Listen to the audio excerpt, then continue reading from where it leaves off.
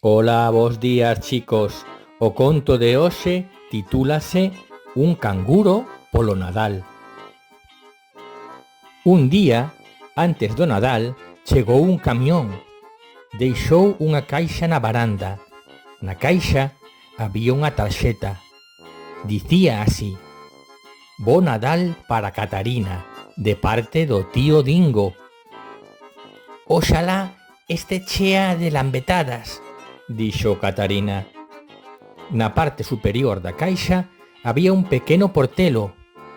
Catarina botou unha ollada. Dentro había algo marrón e peludo que se movía. É grande demais para ser un gatiño, dixo Catarina. Rax, rax, rax, rax. Fose o que for, quería sair. Papá meteu a caixa na casa e abriuna. Boing, boing. De dentro saiu un canguro, chimpando. Boing, boing. Choutou por todo o cuarto e bateu contra as lámpadas de pé e as cadeiras. Miña nai, que bonita é! Catarina ría e batía as palmas. É xusto o que sempre quixen. Chamareille Adelaida e vai ser a miña mellor amiga.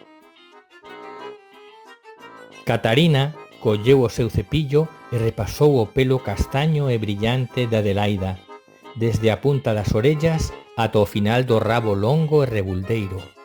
Agora, Adelaida e máis eu, imos visitar a avoa, díxolle a súa nai. Anooulle unha bufanda de lá ao redor do pescozo. Vai un día moi frío para os canguros, dixo mentres rubía encima do seu lombo. Adelaida sorriu, sacudiu o rabo nerviosa e saí pola porta saltando. 25 de decembro, fun, fun, fun. Mentres Adelaida saltaba, Catarina cantaba. De súpeto, acercouse un can enorme e ladroulle a canguro. Adelaida asustouse. Nunca antes vira un can tan grande. Deu un salto enorme no aire e xusto despois marchou brincando pola rúa a toda velocidade.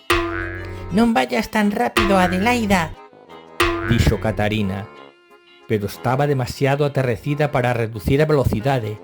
Brincaba cada vez máis á presa.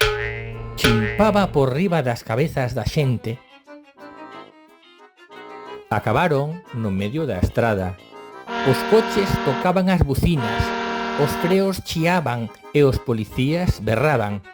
Semellante estrondo asustou máis que nunca a Adelaida, así que se puso a chimpar en riba dos coches.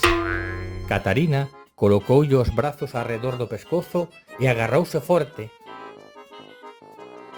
Boing, boing, crash, crin. Atravesaron a ventá. Chof! Caeron dentro dunha bañeira. O señor Zwicky tamén se encontraba ali. Estaba a tomar un baño. Boing! Cruzaron a porta. Catacrash!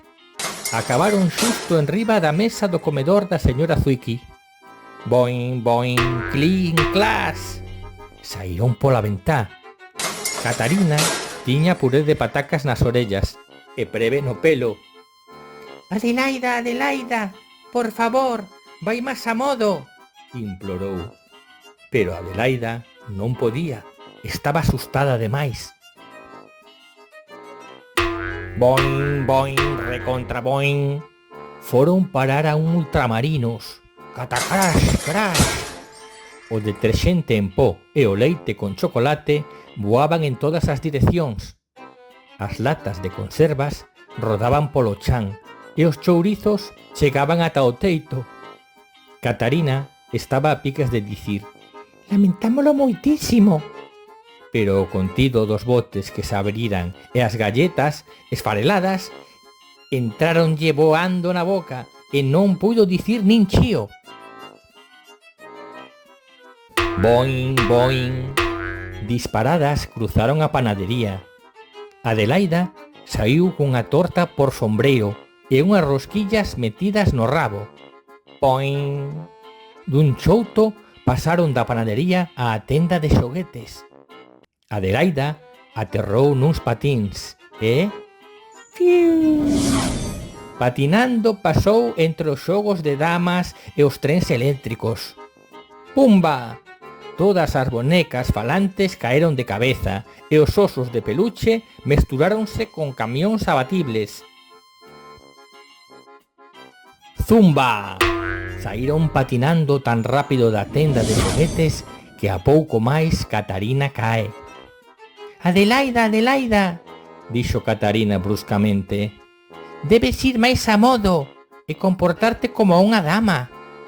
E Adelaida fixo. Reduciu a velocidade, con xeito e ademáns femininos, xusto en fronte dun enorme camión. «Moc, moc!»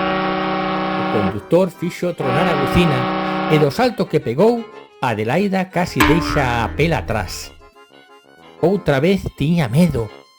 Boing, boing, boing. Saltou por riba do camión e foi acabar xusto encima dos cables do tendido telefónico.